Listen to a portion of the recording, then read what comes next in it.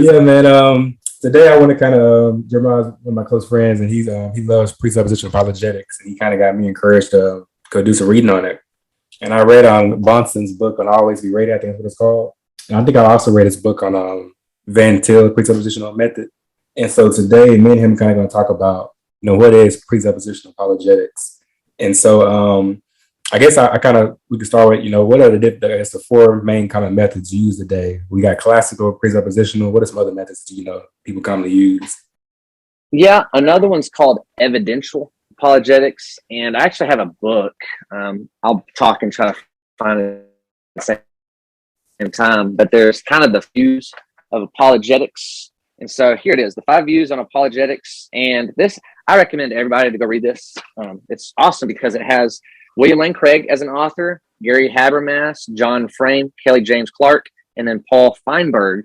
And they all have different apologetic views. What they do is they spend a positive presentation of their own method, and then the rest of the chapter is all the other guys critiquing it. And then they all take turns giving a positive presentation, and the other ones take turns critiquing it.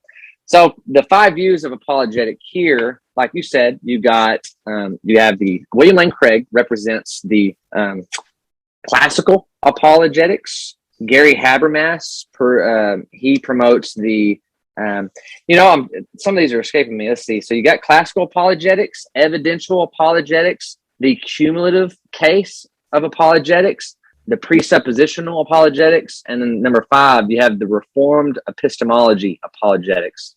So a lot of those are confusing. And what I tell people is you really have 2 approaches. Like there's nuance, but you either have the presuppositional method, that's a top-down view starting with God, reasoning down to man.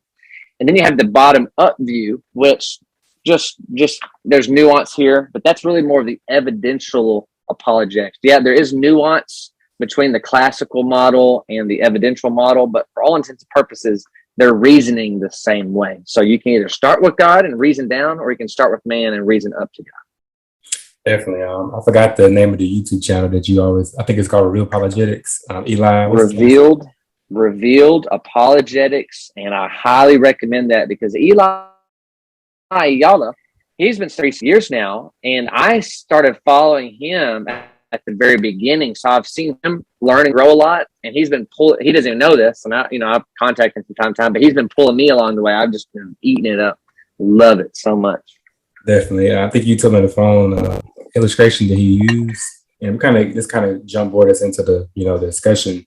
But he said, how much common sense would it make for somebody to kind of have a debate whether or not error exists or the logic exists? And the reason I think that's so important is like, if someone were debating, does error exist? They have to take in the precondition of error to debate that topic. And it's the same, vice versa, the laws of logic. If someone were to use, to argue against the laws of logic, they have to use the laws of logic to even have a debate. Well, in the same way, me and Jeremiah kind of talk about in a couple of minutes, how in the same way, how silly it is to argue against error and laws of logic. And God, he is our precondition. So to argue against him, you need God to even, kind of have a debate. Yes. So I love those 2 examples because error is so fundamental to our experience. So much so that to deny it, you have to borrow it in order to try to make your case against it. Logic works the same way. And then as we're going to develop this more and more, KJ, it's the Christian worldview that represents reality so much so that if you try to deny it, you're actually going to borrow principles from the Christian word to make your case against it.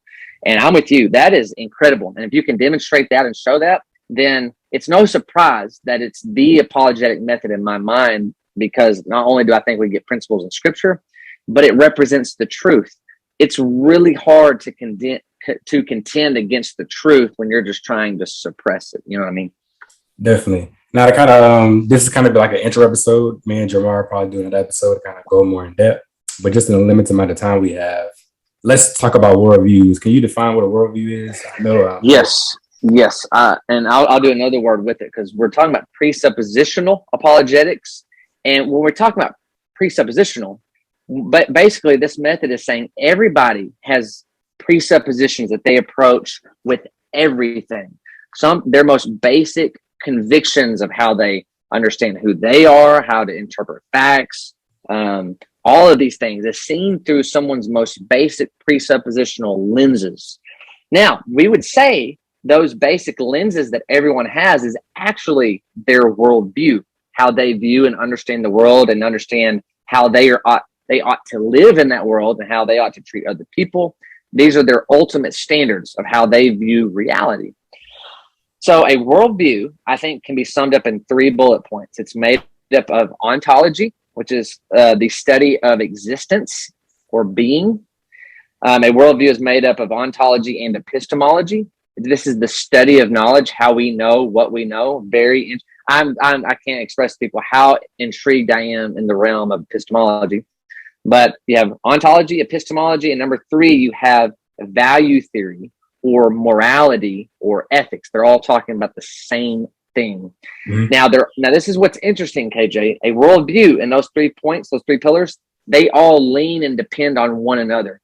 Someone that has a theory of epistemology of how they know facts, you can't divorce that from their assumptions of what they think existence is too. Whether they say, I don't know what my ontology is, or I don't know what existence, that's fine. You're still some context of existence as you're trying to explain things. And everyone has an ethic or a morality of how they are to interact with other people and the standards of how they ought to live. Whether that, and like we're going to be getting at, everyone's made in the image of God. This is a Christian principle because it's true. And everybody will, whether they realize it or not, they will step into the Christian worldview when they can't account for something, get these principles and these truths, stuff them into their pocket, borrow capital, and then walk back over to their unbelieving worldview. And we're trying to say, hey, that belongs over here. It doesn't belong in your worldview. And that's the rub in those apologetic encounters when you're trying to reason with atheists or people even in Islam per se. Definitely. I want to read a couple of verses. The first one, Acts 17, I believe it's verse 28. It says, for in him we live and move and exist. I like that because kind of what you said, we're all made in the image of God. And it's in him we find our being, as the KJV says. And so when you think about that, I think it's also Colossians chapter 2, maybe 3, verse 3 talks about how in Christ is hidden all truth. And that's also similar to John 14. Jesus says, I'm the way, the life, and the truth. And so since we know that statement is true, that all truth is found in Christ, Jeremiah says that in each worldview, there's something known as epistemology, what can be known. And so Christ tells us that what can be known is all found in him. All truth comes from God. And so the question then becomes this, if that's true, how can we engage these other worldviews? And so I like how Jeremiah said, we're all made in the image of God. And so like in Bonson's book, Always Be Ready, he talks about how there's no neutral ground between believers and unbelievers, which basically means that we shouldn't be neutral in our thinking as far as epistemology. Like we can't leave the Christian worldview to engage with somebody in their worldview and try to make sense in their worldview and point that to God, but where we should be able to stand on truth, not neutral in our thinking, but stand on truth, which is Christ. And like you say, you start with God and go down, whereas starting down and go upwards. Mm-hmm. Well, you keyed in on another big thing is there's no neutrality. We're not going to engage with the unbelievable. Well, can't we just set aside our religious convictions and let's kind of just share this neutral platform as human beings, just trying to look at the evidence and just let the evidence lead us to their natural conclusion? That is so tempting for everyone to do, but no one is neutral. They are not leaving their most basic presuppositions and commitments, and neither should the Christian. And that basic commitment is God is true. He's revealed himself through his son Jesus to me and saved me. And he has spoken to me clearly in his word. Those are Christians' most basic commitments. And we don't leave those because the unbeliever is not going to leave their God-hating denial presuppositions, right? So we don't want to be neutral in those things. And we know, because God has told us, that they hate God. They are suppressing the truth of that God in their love for sin. We know that. So we're not going to set those truths aside. Now, we might have a point of contact and talk about that me and the unbeliever can reason. We can utilize logic and we can find things in common, but you and I know it's because we're made in the image of God, right? And so I wanted to throw another verse out there. There's actually kind of 2 more that are important. I'm going to try to just quote this from memory, but I think it's Proverbs 1 verse 7, which says, the fear of God, the fear of Yahweh is the beginning of knowledge. And I think it's Proverbs 9 that kind of says the same thing and says also is the beginning of wisdom. and it's knowledge of the Holy One, the one who is to come, Jesus. And that kind of sounds like Paul in Colossians 2 there. And we're learning that this God that we must revere in our hearts and give worship to is the triune God. And that has other implications later when we're talking about a worldview, a world that is particularly diverse and unified in ways that just blows our minds, how it's all connected and unified in some miraculous fashion.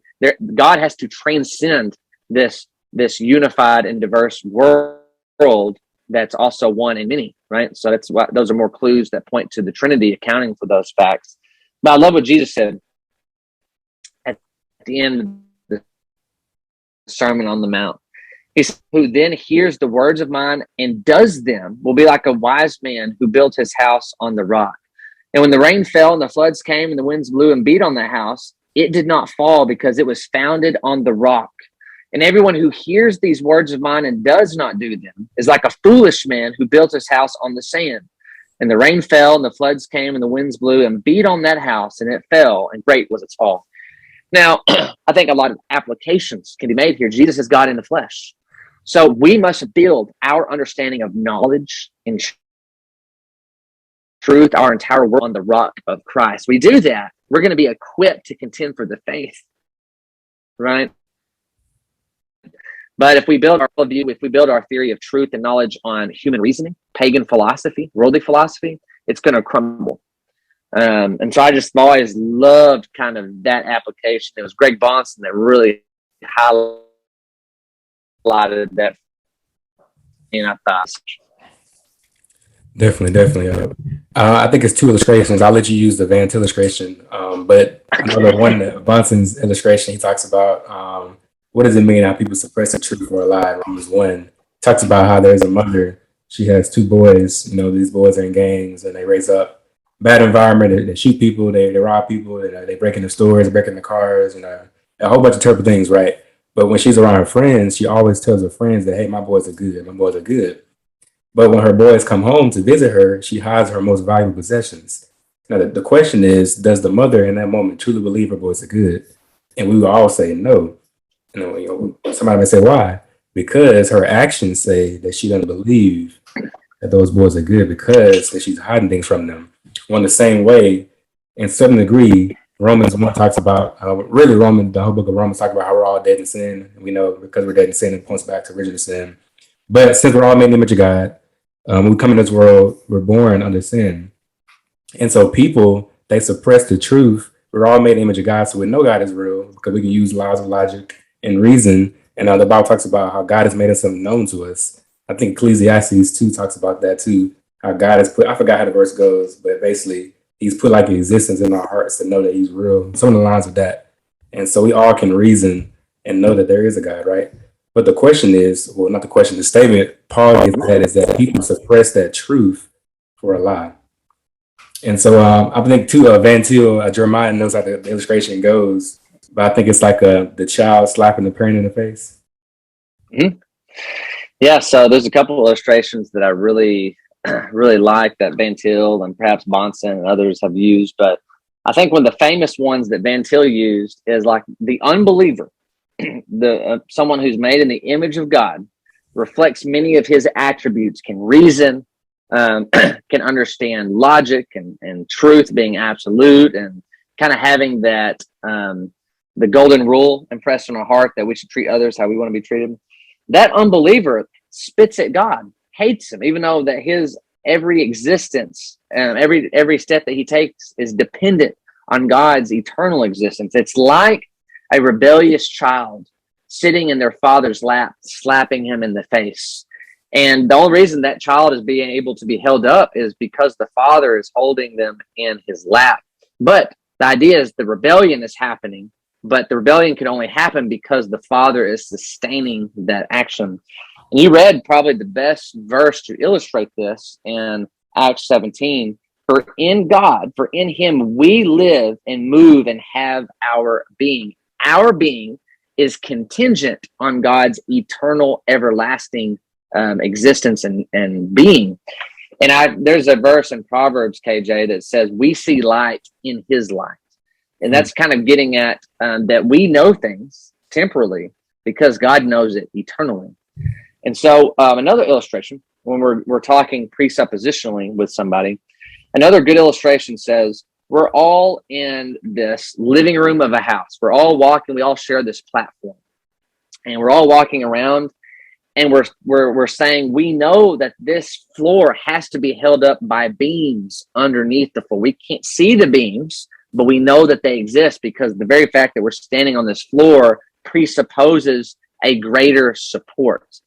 And so when we're talking about worldviews, we're saying, what can justify and give a reason why we live and interact with other people, that we can think, how we can know truth?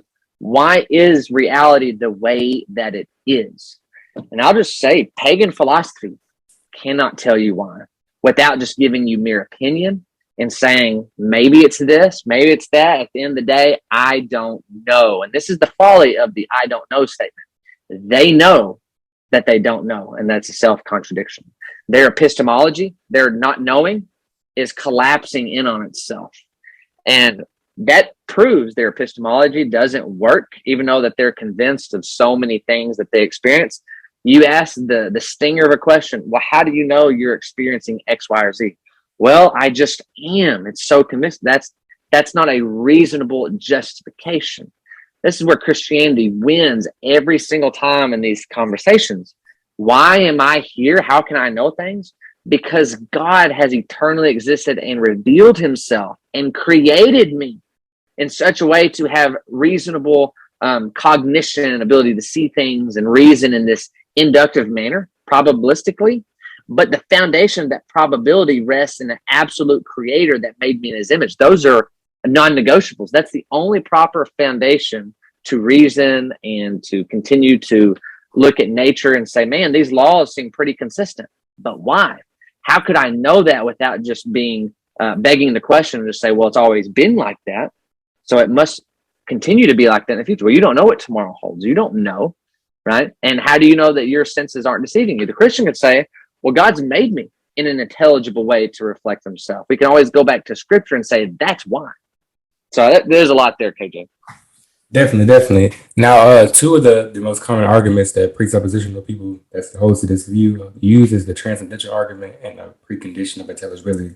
Now, just briefly, how would you define the transcendental argument? I like how you nicely tell me just briefly, because you know my temptation to go really long-winded. So my understanding, like, so you mentioned two things there: the transcendental argument and necessary preconditions, right? My understanding is transcendentals are necessary preconditions. Yes. So you got transcendental arguments, plural, and then you have the transcendental argument. So small t transcendentals are what must exist in order for me to be an uncle. Well, I must have other siblings. That must be a precondition, and they must have children. Those things must be true in order for me to be an uncle, right? So those are preconditions. When we look at it, this is another illustration that I think Van Til used. So maybe we're jumping on a diving board at a pool, right? That's our immediate sense experience. We're on the diving board, but what is a necessary precondition for the diving board to be there? Well, it must have an anchor. It must be attached to the concrete around it. That must be there first so that the diving board can be there. So when we're talking about transcendentals, we're saying, what are necessary preconditions? What must be true in order for something else to be true? Does that make sense? So the transcendental argument is God must be true in order for our human experience to be true. So do you want to chime in on that? Yeah, I've heard people say too that, like, apart from the Christian worldview, everything else is folly. So kind of exactly what you just said. Like, the existence of God must be true, or every other worldview kind of collapses in on itself. Now, a quick demonstration of that. Let's say the atheist, he said, we can just use kind of, what was you mentioned earlier, ethics, and what else is it called? You got ontology, epistemology, and then value theory. Value theory, yeah. So, but it basically means morality, right? So the atheists, right, in their worldview, they say that morality, there is no morality. We're all just evolved from monkeys or apes and whatnot. And in the, animal kingdom, if an animal kills another animal, is that wrong? It's no, because it's just survival of the fittest, right? Well, in a similar way, like they would teach that, there is no purpose in life. There is no morality. All these things, right? So in a purposeless universe where there is no morality, there's no good and bad.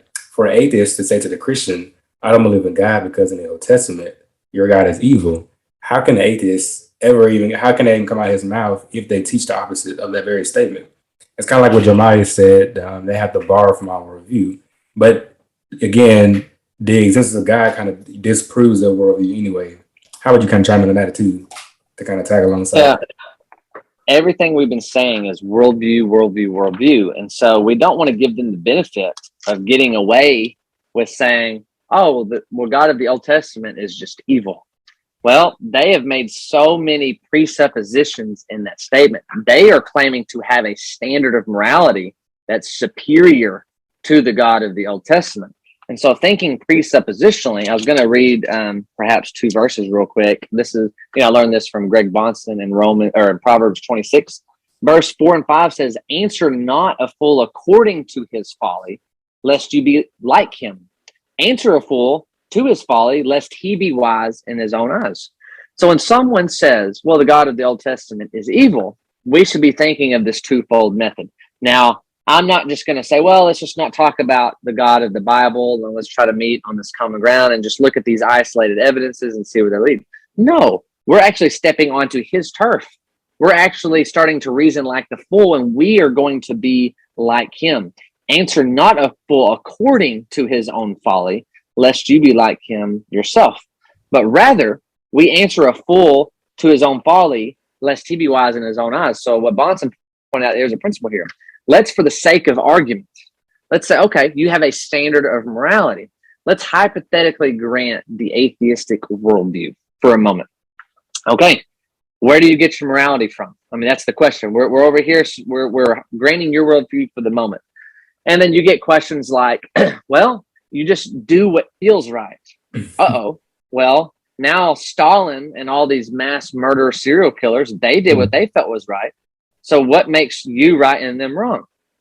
Well, okay, well, it's not just you, but you have to look to society. You have to make a vote. Oh, well, then I guess Hitler was right in everything that they did, right? So you let them die according to their own standard. You pointed out that when you leave God as the principium, the starting point, then any standard you make for anything, your ontology, epistemology, or value theory, it's going to collapse in on it. It's going to be self-refuting, not self-vindicating. Like we're saying, hey, the truth is awesome. Like we eventually want to destroy. I mean, and when I say destroy, that's a strong word, but that's what the Apostle Paul said in 2 Corinthians chapter 10. We destroy arguments that rival the knowledge of God. So for the sake of argument, we step in this unbelieving worldview and we show how it refutes itself on its own terms. Now, KJ, this is important, and we got to do this with love and with charity and compassion, with gentleness and patience. This is where those fiery apologists, beat people upside the head with a theological hammer like they're doing any good. You got to love on them, right? Show them the folly of their worldview, and then invite them. Say, hey, for the sake of art, come back over here to Christianity. Let me show you that everything is derived from its creator. How do I know something is good or evil? Well, it reflects God's nature, and he's revealed himself to us in his word. We have this consistent standard that can account for itself. And, I would just continue down that route. Definitely. And just again, with the appetite really quickly on the precondition of intelligibility. So we would say, for example, I like how you say truth is dependent upon knowledge and knowledge is dependent upon truth. And so I'll let you talk about that in a little bit. But again, it's easier for me to kind of deal with atheists. And you can also use the presuppositional method on other worldviews as well, such as other religions. But it's so easy to do it on atheists because they borrow so much from the Christian worldview. So for if an atheist were to kind of bring up any kind of truth claim, we would say, well, how do you know that statement is true? Because again, the Bible tells us that all truth is hidden in Christ. And so anytime an atheist makes a truth claim, again, in that universe, they're borrowing from the Christian worldview. I kind of let Jeremiah talk with this. Well, you're exactly right. Whenever they make a truth claim, we want to be asking them, how do you know that? How do you know that that is a statement of fact? And this to me is the gotcha moment that I'm waiting for with them, not to be mean or try to just win an argument, but to lovingly show them the futility of their own worldview. The moment they say, well, it just seems to be that I'm standing here talking to you. How could I not be? I'm having this experience. I'm going to say, no, I want you to tell me why. I want you to give me a justification, because the moment you just say it just is, well, then that's a double standard when I just say, well, God just is, and you don't like that. And you're not going to let me say that God just exists and it just is the case. You're going to say, oh, you're begging the question. You're going to get mad at me. And it's like, let's be fair here, right? Let's use logic. Now, the reason why I bring that up is you can't just arbitrarily, randomly say that something just is. You can't appeal to majority rule because majority could be wrong. But I will say, they do have some most basic presuppositions that just seem so real to them that they can't deny, like their own existence. And that's great. I'm saying for you to deny your own existence, you would have to first exist. But why do you exist? And how do you know that? There's a greater accounting that has to take place. And a lot of atheists will try to stop the buck at I think, therefore I am. Once again, KJ, even though that's a type of transcendental, when you actually observe that, I think, therefore I am was said by Socrates, the cogito ergo sum. There's so many assumptions that go into the I. How do you know that you are the I? How do you know that you are the one experiencing this? And so you can see how you can ask the epistemological questions at every point in turn. And when we get asked, well, how do you know God exists? We'd say, because he's revealed himself to us in creation, in our hearts, and in his word. Well, how do you know? Well, we could say, for the sake of argument, if we were to assume the opposite, it would fail, therefore vindicating itself, just like logic.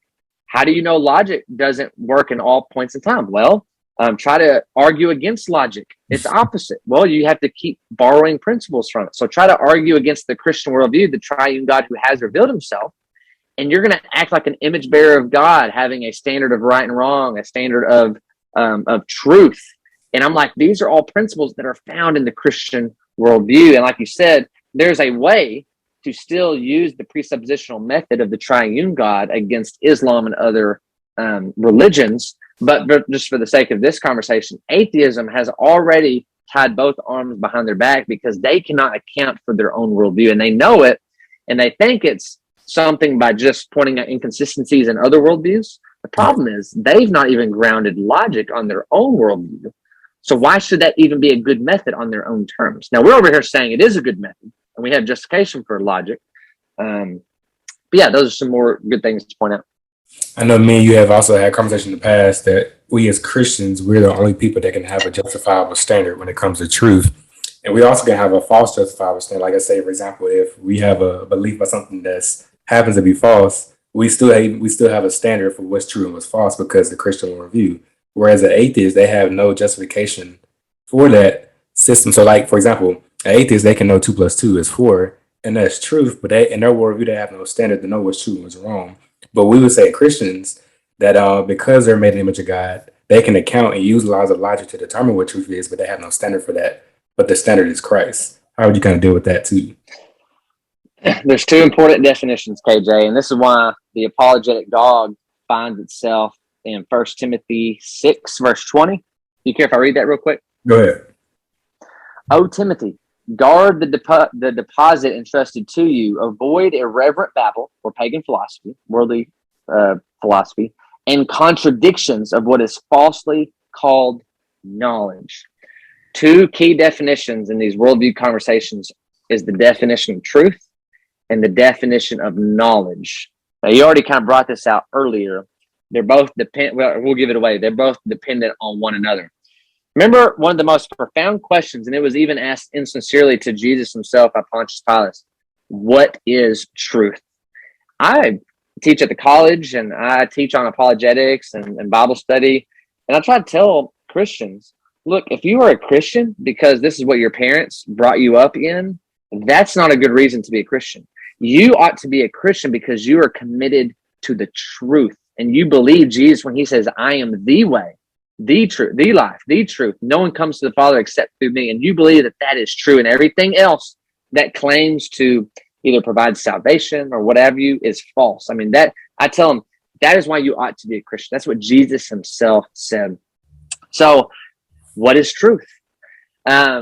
I think the scripture equips us enough to be able to like, oh, well, truth is the ultimate standard of everything, right? It's God. I think it's Isaiah 65 where God says, I am the God of truth, right? Jesus says, your word is truth. Jesus is the word, the truth that has made himself known and dwelt among us. So the best definition for truth, as you begin to kind of tease this out, is truth is that which corresponds to reality. Think about this. Truth is that which is real. Now, the Christians, we shouldn't be only satisfied with that. We'd say, well, then who gets to determine what is real? So truth is that which corresponds to reality as perceived by God. That's the true definition of truth. And you see, when we start talking about truth, it assumes itself in these conversations. So that's the correspondence theory of truth. And then you got to have the right definition for knowledge. Remember, this is under that umbrella of epistemology. Knowledge is 3 points: justified, true, belief. And like you said, the best atheists can do, because one objection to presuppositionalism is you say, oh, well, atheists can't know anything, but I know things all the time, like 2 + 2. We're saying, well, in a very general sense, oh, of course you know things, but not in virtue of your own worldview, but because Christianity is true. But on your own worldview, you could only have unjustified, perhaps true belief. But in spite of your own worldview, it's because Christianity is true. And then, like you said, if we flip it, Christians, we don't have all knowledge. We just know the one who does have all knowledge. That's why we get our justification. But when we have a proper foundation to reason and kind of use probabilities and try to guess what tomorrow is going to hold, right? We don't know, but God does. Then, yeah, we can have a justified false belief. We could be wrong about things, but we still have a justification for how we reason and we concluded wrongly, but our overall justification for everything is still intact. And nobody escapes belief. People try to pit faith and reason against each other. I'm like, you are having faith in your own reasoning faculties, but without God, that is a fallacious reasoning, because you're already assuming that your faculties are reasonable before you even arrive to your reasonable conclusion. And we're saying that's just circular reasoning and begging the question. Yes. Christians can say that we have reasonable faculties. We can use logic and we can use deduction and laws of induction because God has created us in his image. God is the God of truth. He cannot lie. No lie is of the truth. And we all know this because of his word. Wonderful, wonderful. Now, a quick summary, man. I definitely, the next episode we do, to kind of show these things practically. So like a lot of people, they probably get it practically, and a lot of people can kind of just get the knowledge aspect of it. But when you show it practically, I think they both kind of intertwine. But a quick summary, everybody has presuppositions about how the world is. And these different ways to interpret the world, we can put these called worldviews, right? And in every worldview, you have metaphysics, ontology, morality or ethics, and then epistemology. And I think Jeremiah talks about ontology, the study of the being, and metaphysics is after being, epistemology is what can be known or, truth, stuff like that. And then morality or ethics is, again, what's good and what's wrong. And so everybody presupposes something. They borrow, they use those things to determine what the worldview is. And presupposition apologetics method would say, hey, only the Christian worldview can account for all 4 of these things. Every other worldview, they may say they can count for it, but it all fails down at some point. And so that's why I like the illustration of Jeremiah. He taught me in the past that like how silly it is to kind of have a discussion or debate about error, because you have to take in error to even argue against it. And how silly is it to kind of argue against laws of logic? You have to take in the laws of logic or use the laws of logic to kind of have a debate. On the same way, we would say too, it's silly to kind of debate God, because you have to take in God, in a sense, his worldview to even argue against him, and your worldview would kind of crumble. And that's kind of in essence what presuppositional method is, using the transitional argument and the precondition of intelligibility. And so next time, definitely, I want you to help me kind of put this practically. So maybe one of us can pretend to be an atheist, and we can kind of see. We don't have to pretend to be atheists. We'll kind of show some statements. I got dibs on being the atheist. That's gonna be fun. That'd be fun. But yeah, thank you so much, Jeremiah, for helping me do this. That's kind of what people's appetites for this. And again, please check out his debate, Jeremiah Natira YouTube channel. And I think you can go on Facebook as well, 12-5 Facebook page as well. Yep, 12-5 Church on Facebook. We also have a church website, and it's the word 12, the number 5, church.com. And then you can look me up on YouTube. Just type in Jeremiah Nortier, and then be on the lookout for The Apologetic Dog. That'll be the apologetics ministry I'm pursuing, and then doing frequent collaborations with KJ at Why Theology. Yes.